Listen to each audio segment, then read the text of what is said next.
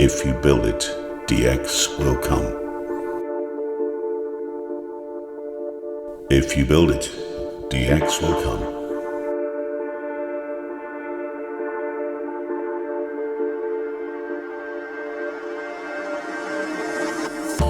If you build it, DX will come.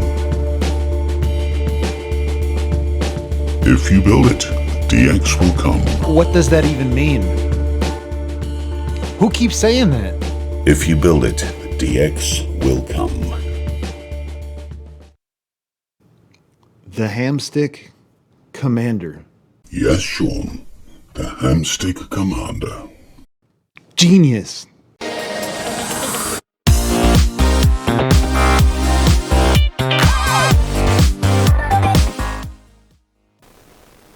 Oh, hey there, how's it going? I'm Ham Radio Dude, and I was just studying up on the handicapable RL antenna book from 1993.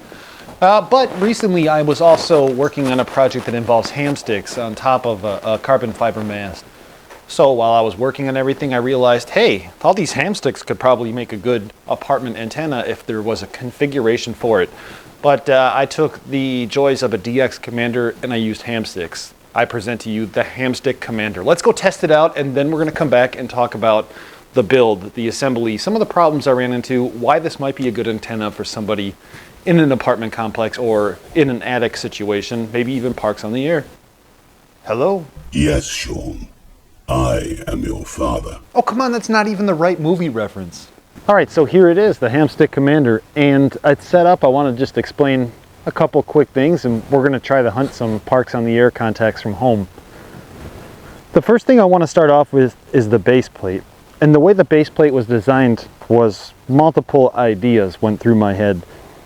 Number one, if I'm out doing a parks on the air activation and I want to use the Hamstick Commander, I want to be able to make sure that the wind doesn't take this left or right. So what I did is I made 8 different holes. Now 4 of those holes would be for tent spikes to go in to secure the Hamstick Commander to the ground. The other 4 holes could be used to mount both plates together. And I want to explain the radial wires. The radial wires were created using power pole connectors, and they were bunched together in 5 different wires at about 10 feet in length each. Now I mentioned there was 4 different spots for 4 different radial wires or radial bunches. However, I have found that I've only needed the 3 bunches, so 15 cables or wires at 10 feet each. Right. Right now you're thinking, I live in an apartment complex and my back patio is not 10 feet wide. So how am I going to do these radials? Well, you could split these up. So in my example, 150 feet total of radial wires. What could you do? Well, instead of having 10-foot bundles, you could have 5-foot bundles. So you would have 30 different wires at 5 feet each. It's going to equal 150 feet. Now let's talk about the antenna spacer that you might see here on the top of the antennas. What I had found that if you had no spacer, these antennas typically would hit each other or they would kind of want to bend in. So we created a simple spacer here to keep these equally separated. And what that does is it keeps the antennas from interfering with each other or causing any kind of weird coupling effect. Seems to be doing a pretty good job. And then today we're using these hamstick antennas. Now I have 4 antennas on here for 80 meters, 40 meters, 20 meters, and 10 meters. And I have found that they interact with each other, so when you're tuning it, you're going to want to tune one antenna, find your resonant frequency, make sure it's at 50 ohms, go on to the next antenna, find that one's resonant frequency, make sure it's at 50 ohms, and keep doing that. Once you've completed them all and you've gotten them roughly where you want to go, you're going to have to go back to the first one and check it, and you're going to probably notice that the numbers have skewed. Your SWR and your impedance values might be slightly higher or lower, and you're just going to have to slightly adjust the antennas again. So go around twice, maybe 3 times. But once you get them in a good spot, I have also found that disassembling this thing and putting it back together, as long as you're using the same kind of ground plane, which I'll explain in a minute, you should get just about similar results as the first time you set it up. Kind of like an end-fed antenna. Now, what am I talking about keeping it in the same position? Well, you could have this flat on the ground just like I do now, and that's fine. But also some people may like to put this on a picnic bench. What that's going to do is it's going to bring the antenna system a little bit higher off the ground, and the radial wires are going to slope down. You may get a better takeoff angle. And for that, you know, you just want to make sure that if you're doing that once, you do it every time, or you're going to have to retune the antennas each time you change that position, that height. All those variables will come into effect. But another thing I wanted to mention is I talked about the tent spikes that I used on here, and I want to go back to that real quick because that doesn't seem practical if you're in an HOA or in an apartment and you're trying to put this on your back patio. So I put a hole in the base plate, and what that does is it allows you to set something like a bocce ball or a billiards ball in the hole, and it keeps the weight down, so again, these antennas don't blow over. I do want to make a note too that, hey, I'm using hamsticks right now, but in theory, you could use telescopic poles like the MFJ 1979 or maybe even the Wolf River Coil telescopic pole. Now, a word of caution on that though, the higher you get a telescopic pole, the more sway there might be and the more weight and stress there's going to be on the base plate. So I haven't tested it. However, you can give it a shot. It's all about testing. I've been very blessed to have 3D printers in my life and understand a little bit of design, and I have a really good time doing that. So I 3D designed the parts that were used for the base plate and the spacer. And some of you might be thinking, I don't have a 3D printer, so this isn't practical. And I want to give you just a couple of solutions. Number one would be to find this file, which I'm going to post on Thingiverse, and go to your local library, which some libraries have 3D printers for public use. So check that out. But if that's not an option, here's a dollar secret for you. Go to the dollar store and get a cutting board. When I made the Hamstick Commander, what I did is I used two base plates, one for the radials and one for the antennas. But since it's plastic, that doesn't necessarily matter. We're going to go into the technical details and I'll show you the build here in just a moment or two. But I just didn't have enough room on my printer to print the whole plate as one. You could use this dollar store cutting board, it's made of nylon, drill your own holes, and you can make your own Hamstick Commander for $1. Now there are disadvantages of using hamsticks, like the resonant frequency. There's a very narrow bandwidth, and so if you want to change frequencies, you might technically have to go out and tune the antenna. But I found kind of like the good spots for the band privileges that I have and that I tend to use. And as an added bonus, it looks like we're going to get 2 meters and a 1.2 standing wave ratio with about 49 ohms. Whiskey 9 Foxtrot, Foxtrot, Foxtrot. Whiskey 9er Foxtrot, Foxtrot, Foxtrot. Roger that. Triple Foxes, I got you. Boy, that's an interesting complex. It's hard to hear on count them out. So it's Whiskey 9 Foxtrot, Foxtrot, Foxtrot. You're 5858 Central South Carolina, QSL. Whiskey 9 Foxtrot, Foxtrot, Foxtrot, QSL. Yes, sir. You're at 5656 here in Northern Illinois.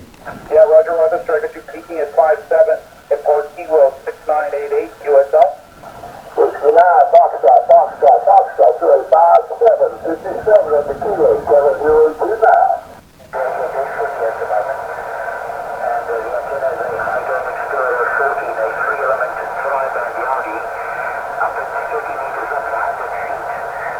On 10 meters, I heard 3 or 4 different South American stations, including Brazil, and I believe I heard Australia in there as well, but I can't confirm that, which I didn't think was really bad for receive on the Hamstick Commander. In fact, I went upstairs to the fan dipole that's in the attic, and I didn't hear any of those stations. So efficiently, maybe the Hamstick Commander is working better than my attic antenna. For the next part of this video, I want to show you how I built the Hamstick Commander so that you could see the process, but also if you choose to build one of these, you'll have a little bit of a guide. Go have fun with it, that's the key. If this red base plate looks familiar, it's because I used these 2 base plates as spacers for the Lieutenant Dude antenna system that I built last year. The Lieutenant Dude was a knockoff of a DX Commander. I had a real fun time building it. But when it came to building a Hamstick Commander, I didn't want to design parts and say, will this work, will that work, if nothing was going to work. So I threw this all together as a test or a demonstration unit. Now that I know it works, I went ahead and I redesigned the base plate, and it's going to look something like this. Again, I had to print it in 2 parts because the print bed wouldn't fit everything on if it was 1 plate. Okay, I want to make a note that actually it was probably good that I designed this as 2 pieces, and I think I knew that. If I ever go to metal fabrication with this, I'm going to have a problem if I have it as 1 piece, and that problem is the radio wires will be connected to the antenna then, unless you find some kind of way to space it even though they're 1 piece. So with 2 pieces in the future, if I ever do metal fabrication, it'll be ready to go. And then all I'll have to do is add plastic spacers in between the 2 so the 2 pieces of metal don't touch. Now I'm going to do my best job to explain this, but if you have a multi-band vertical antenna, you're going to have 2 different main parts of the antenna, okay? You're going to have the antennas themselves, which will go in these 4 holes here. Those antennas are going to connect to each other and then go out the SO239. But you also have your radials, or some people might call it a ground plane. And those radio wires are going to go out and they're all going to connect to each other, but not to the antenna portion. So when it gets to the SO239 part of the antenna, the actual antennas themselves are going to go into the center hole essentially, and this post right here, and the other part is going to go on the outer shield. And currently what happens is each radio wire has a wire connected to it, for example, and then there's little jumpers in between each radio wire as well, if that makes sense. So the radio wires are all connected to each other, and they go to the, for lack of better terms, on the SO239, they go to the outer shield portion, and they're going to connect just like this and touch that outer shield. Let's start building the radials. The first thing that we're going to do is we're going to place bolts in each of the outer holes on the bottom plate. So these bolts are a little bit longer, and they're 3/8 inch. They're 24 course thread. I went with 24 course with everything to keep it kind of universal, as most antennas, and especially hamsticks, are 3/8 female 24, even though the radio wires aren't going to go on the 3/8 24 thread. It just made it easier for me to buy everything the same. I suppose if you wanted to make it dummy proof, you could make these a different thread so the antennas, the hamsticks, can't fit on here, but it'll be pretty simple. Now that we have our 4 bolts on the radio wire section, we're going to place the radio wire connectors on each of these bolts. For the connector, here's what I did. I have a 5/8 inch ring adapter. I have a small piece of 12 gauge wire, and then a power pole adapter. I like to use power pole adapters because they're easy to quickly disconnect, and if somebody trips over them, it doesn't pull the whole antenna, it disconnects right here, and it creates less issues. So let's go ahead and do that now. As you can see right there, that fits pretty nice. I should still be able to fit my tent stakes in each of these holes. There's 1 hole here, 1 hole here, 1 hole here, and 1 hole here for the tent stakes, and they should fit just fine.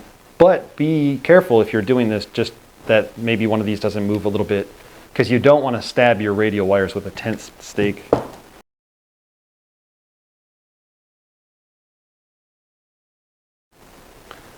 This last connector here is just going to be a connector from the last radio wire to the SO239. And eventually it's going to go over the SO239, not touching the center post because that's the antenna post. And then what we'll do is we have this small washer that has a very fine lip on it, which it'll put it right here, and it'll prevent the actual ring adapter from hitting the post in the future. But for right now, we're just going to go ahead and we're going to screw these down. And to screw these down, what we're going to do is we're just going to use these little lock bolts right here. Somebody probably had to immediately comment before even getting to this part here. Yes, I called it a bolt. Oh my God. It's a nut with a tooth washer. My bad.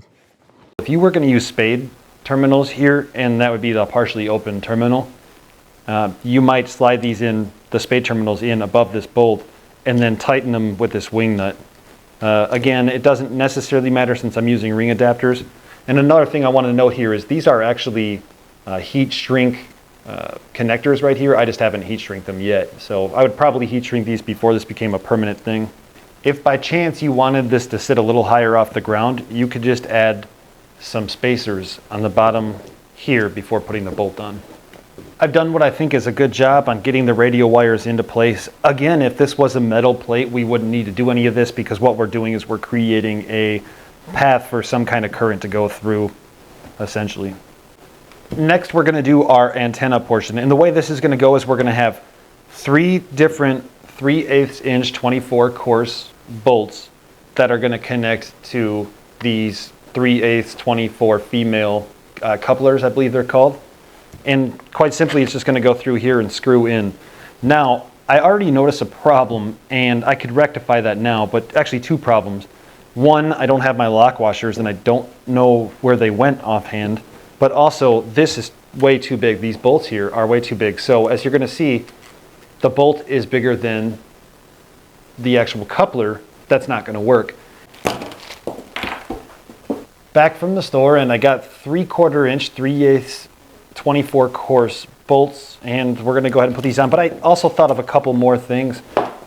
I should have put a hole in here on the actual radial wires, because if I had a hole there, technically this could sit on a short pole like a fence post or something too, and the radial wires could slope down. So that might be an improvement for the future. But also, I recognize that these holes are too close to the outer wall, and that's going to be a weak point. So I think in the future on a live stream, probably coming up soon, we'll redesign these so they have a different curve to them. And let's go ahead and just get the rest of this kind of taken care of here real quick. Now, if I were just to put all this on now, it would be fine, but the problem is we need to have jumper wires again between each of these. So I'm actually going to lay these jumper wires in the bottom, and these are going to go in between the antennas. And the reason I'm putting them on the bottom is that way they're kind of hidden from the top of the actual base plate.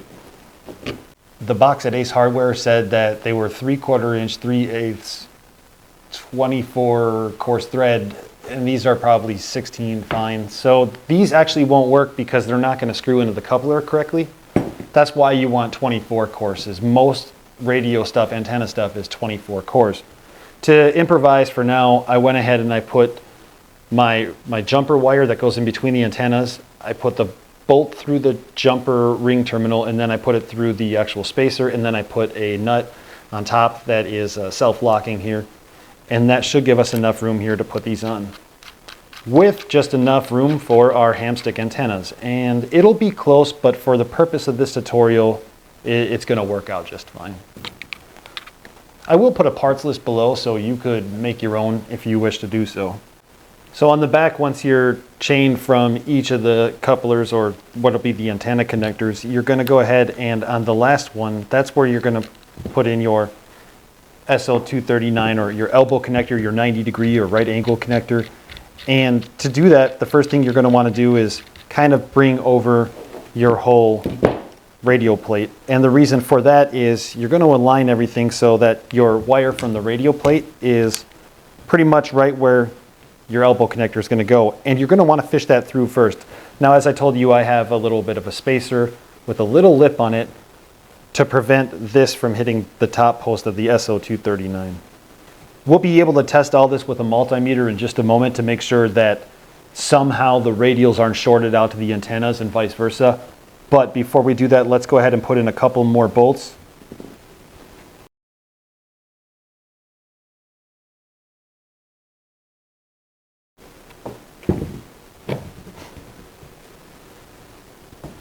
Perfect. I have checked, and I have at least 5 holes right now that I could use to spike this into the ground with the tent stake. And the tent stakes I used were Harbor Freight tent stakes, and I also tested with Ace Hardware tent stakes, and they should all just work fine. Let me show you what those tent stakes look like. The tent stakes I used were from Ace Hardware, and these were a couple bucks a piece. However, I have tested this with Harbor Freight, and they all seem to do a fine job. These were $2 each. I think Walmart had them for $1. And then Harbor Freight was something like 10 of them for $7.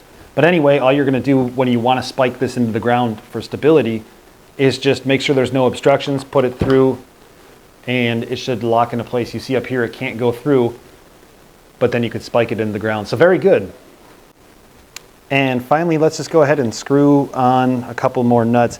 And I do recognize that these nuts are so close, or actually the bolts are so close to the wall here, that there will be a strength issue in the future. So I recognize that, and we'll fix that. All right, here we go. This is it.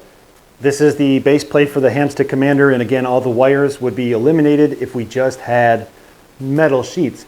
In fact, you could probably go over to Goodwill, and at Goodwill you could probably find something like a cookie sheet cutter, might be a little thin. Pizza pans are kind of thicker. Find some thick metal and maybe make your own out of metal with, again, plastic spacers in between the radiating elements and the antenna elements. The only thing left for you to do would be to use a multimeter and to check to make sure there's no shorts between the antenna portion and the shield portion. The most simple thing to do is to take your multimeter on the continuity test and place one prong here on the antenna portion and one prong on the shield. If you get continuity, you know that there's a short somewhere. Well, I got to build some stuff. I had a good time. I thought it was pretty neat to be able to do this, and I recognize that Hamstick Commander would be a compromise. It's not going to be the same as a DX Commander by any means, and it's not meant to be. What it's meant to be is a solution for somebody who's stuck in an apartment complex, stuck with only being able to put antennas maybe in their attic, or maybe they want to go do rapid amateur radio deployments, parks on the air, and they want multiple bands. I would recommend an end fed, but I could see where having a Hamstick Commander handy would probably or maybe be beneficial. I hope you enjoyed this. I hope you think about at least building your own. Maybe this gave you some thoughts to run with. Let me know what you think in the comments below. I want to thank Cal for jumping on here and playing the part of If you build it, DX will come. And really just thank him a lot for all of his wisdom as well as his help that he gives out to the whole community. And so with that, I'm Ham Radio Dude. Thanks for checking out the channel. Until next time, 73.